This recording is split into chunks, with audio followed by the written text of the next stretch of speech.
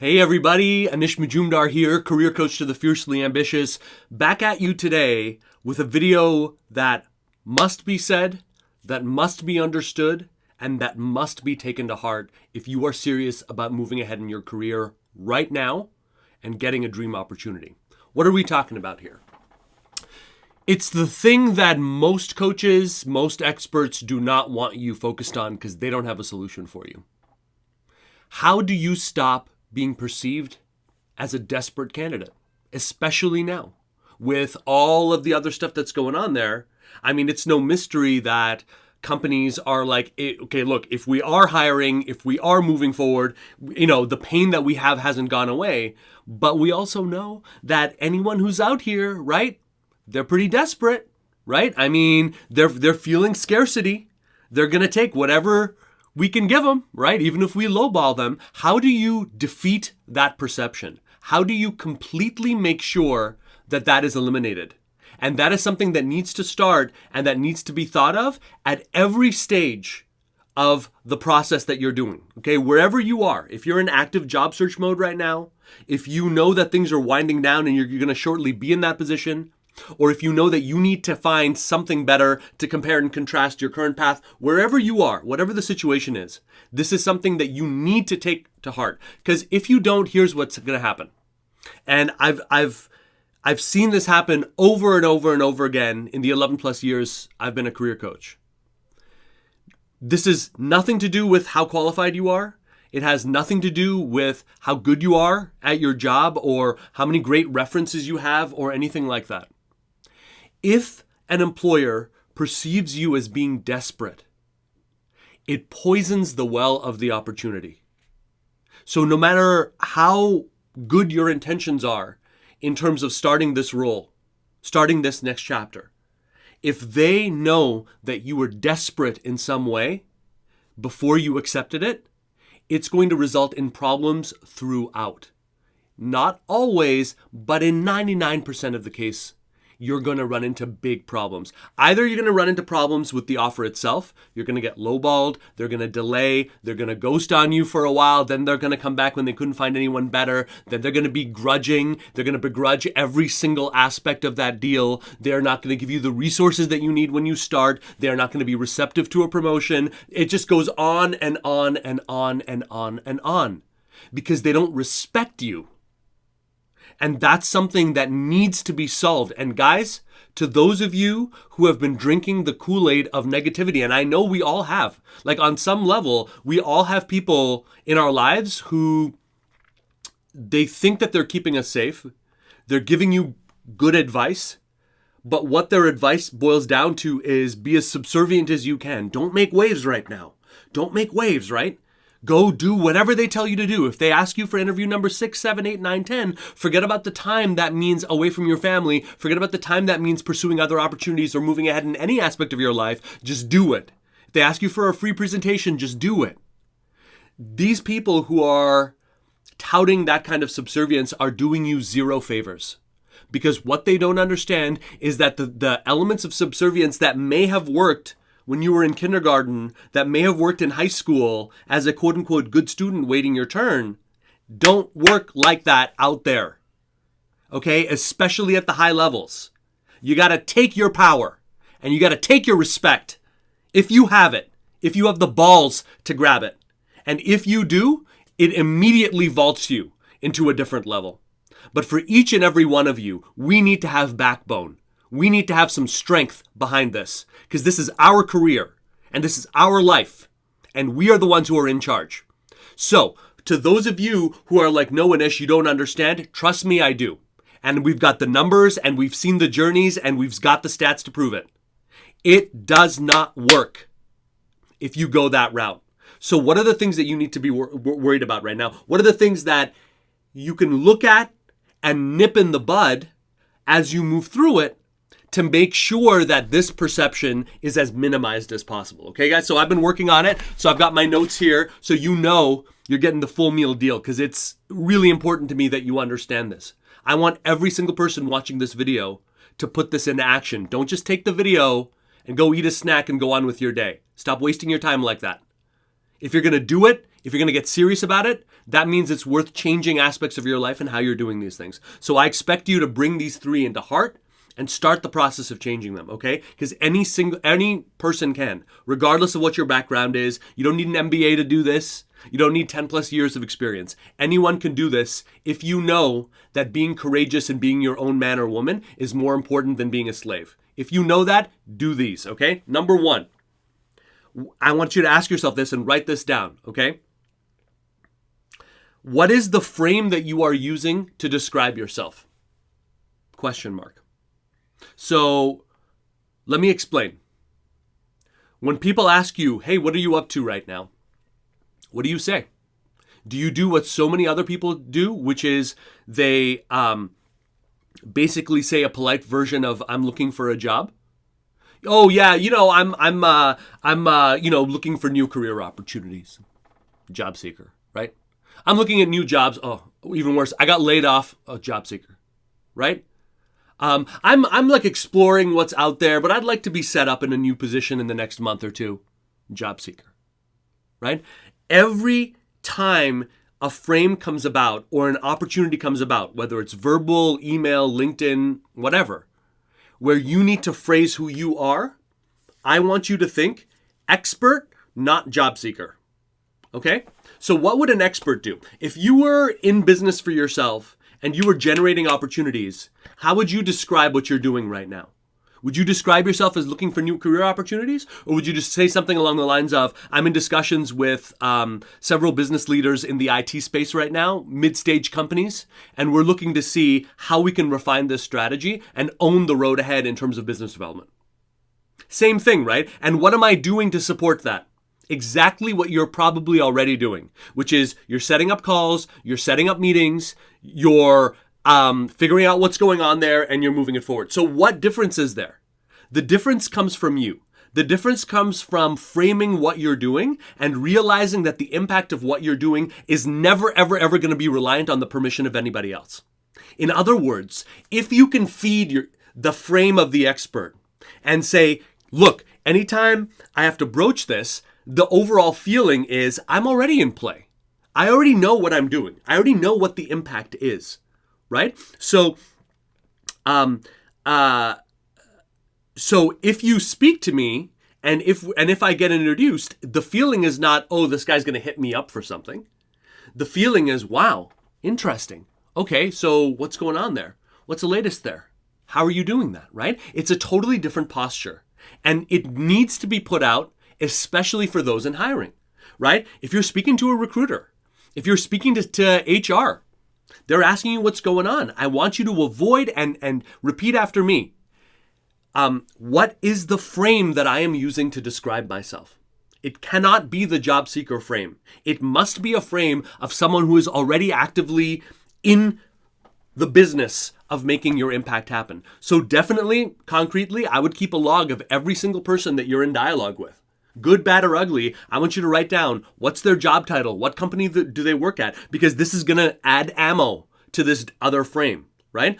I want you to ask yourself, what are all of the ways that you make any company better, free of job title crap or anything like that?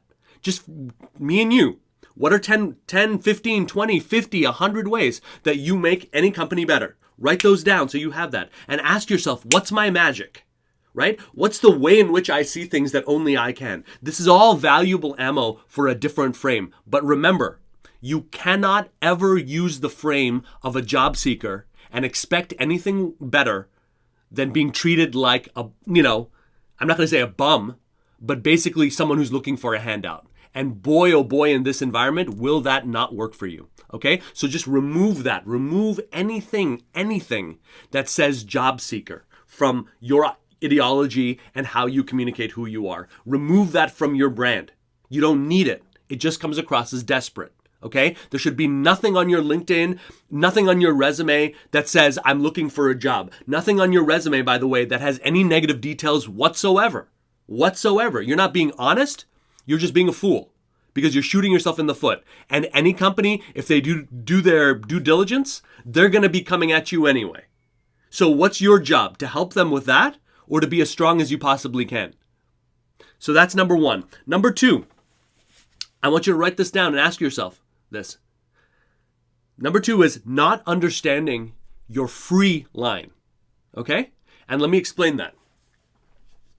How can you be both a highly placed expert, specialist, or whatever in what you do, and at the same time be available at the drop of a hat for 8 rounds of interviews with whoever they say? Sometimes one day you'll have 4 interviews at the same company.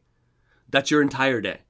How can you, especially, if you're in management, let's say, how can you earn 6 figures for your time and then fritter away a day, a week, a month, 2 months, or the 5-month average during good times it takes to land a job? It's closer to 8 to 10 for executives during good periods, not COVID-19 situation. So how can you be both? How does that work? How could it possibly work?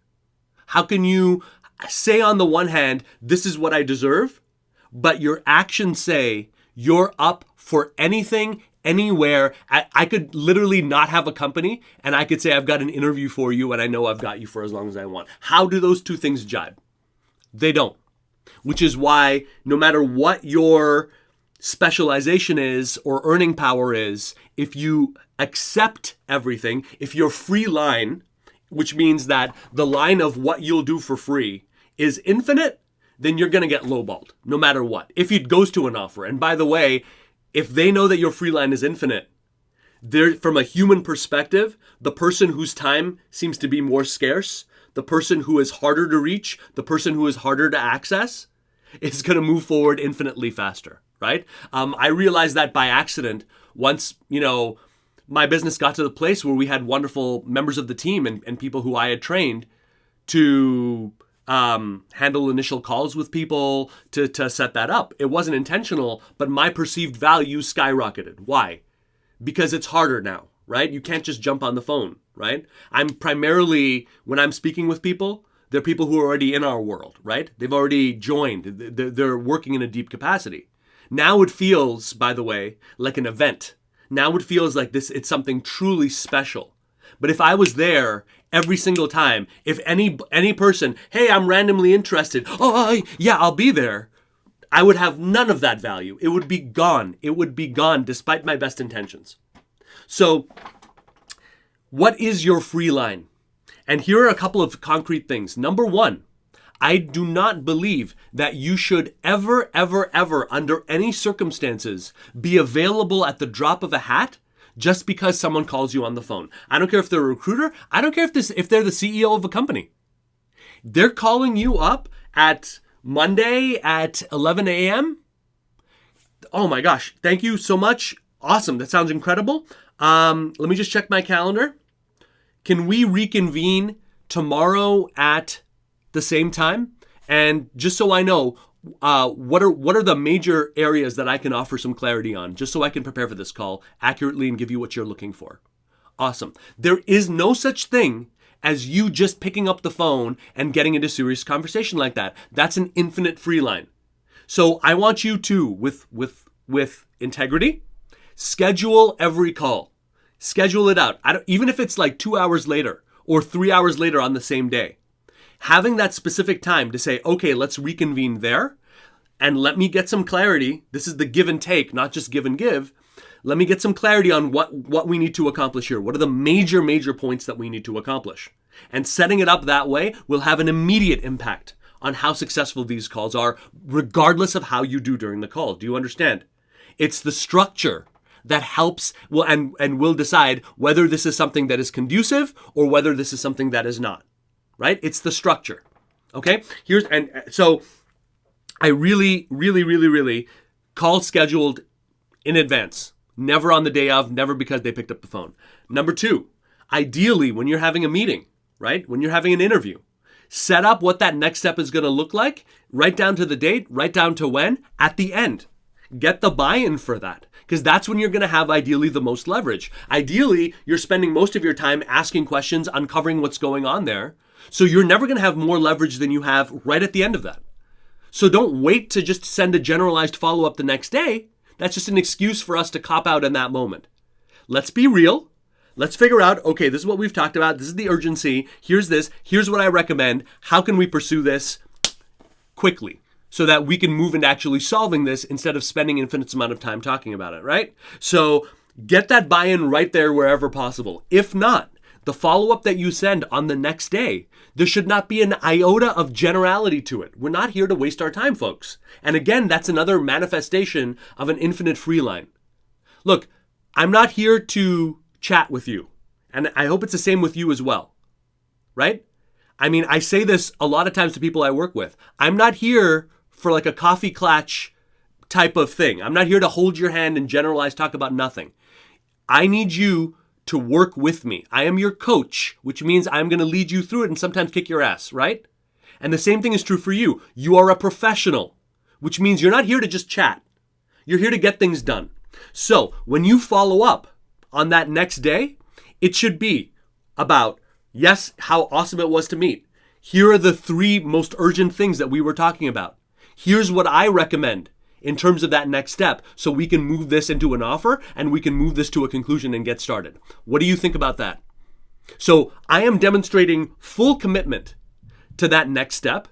I am removing any doubt from the equation, and I am using what we've spoken about and the worst aspects of that as the galvanizing force, not me pitching you or presenting you, right? I am standing up for the situation as though I were already personally invested in solving it. And that's the key to holding your free line, okay? And remember this always, okay? It's give and take, guys. It's never give and give. When you just give up a call, when you give up a meeting, it's give. That's not helping you. Give and take. What are we going to be talking about? What are the major objectives there? How are we going to move this forward? How does tomorrow at 3:30 sound, right? It is give and take. So that's the third one. And here's the last one, okay? I want you to write this down. Do not be whatever they want you to be. It sounds simple, but it's a lifelong principle that you can run with if you're serious about it. Let me be clear. If your identity shifts between job postings and companies, you have no identity to begin with. If your value and skill set shifts between job postings and opportunities, you don't really have much value to begin with. Because you're an adult who looks like an adult, but you're operating like a jellyfish. You're operating like something completely disposable. Because you're like that cheap actor who goes on stage and he's like, yeah, absolutely, I'll be anything you want me to be, man. Anything. A horse rider for sure. A warrior for sure. I can be anything. You're nothing, really, right? You're nothing valuable. And especially now, in this environment, we do not need jack of all trades and we do not need weak sauce like that. We need people who, with integrity, who are going to stand for something beyond what I can cook up in a job posting. And by the way, guys, most job postings, HR, the people who are putting these together are so lazy, they don't even write these things. Most of the time, they're copying and pasting it from other job postings that look similar. So you tell me what an accurate reflection that's going to be of what they need in this situation. So again, going back to some of these themes, right? I really want you to dig. Ask yourself, what are all the ways in which you make any company better? What are all of the ways? Talent, strategy, operations, tactical, I don't care where. What are all of those ways? And when you're looking at that, ask yourself, what is my perspective? What do I believe in here? What's a way in which I can move things forward? And most importantly, write down these words, connective tissue. What is the connective tissue that links the best of what I've done in my career and indeed some of the best of what I've done as a human being? And there should definitely be a deep, strong sense of that self, of that unique value built right in to every aspect of your brand and what you're doing. In other words, resume, LinkedIn, face-to-face, everything should be infused by something that doesn't change. Yes, there are small adjustments, and obviously every discussion is going to be different based on a different situation, of course. But that's not the same as having no backbone. In most cases, 90 to 95 to 98% of what you're putting out there should not change. It should be at a level where it is thought out, high level enough, and appealing enough with unique value to target, and strike a chord with anyone that you're dialoguing with and any opportunities. And if you're not, you need to go back to the drawing board. And the drawing board is not job postings. The drawing board is you. your heart, your vision, and how deeply you're able to dig and claim ownership for your entire history. So get on it now, because that's going to be one of the most powerful cards you have to play. And if you're not playing it right now, this is why the results aren't happening. And really go through these 3 culprits and ask yourself, how are they manifesting themselves right now?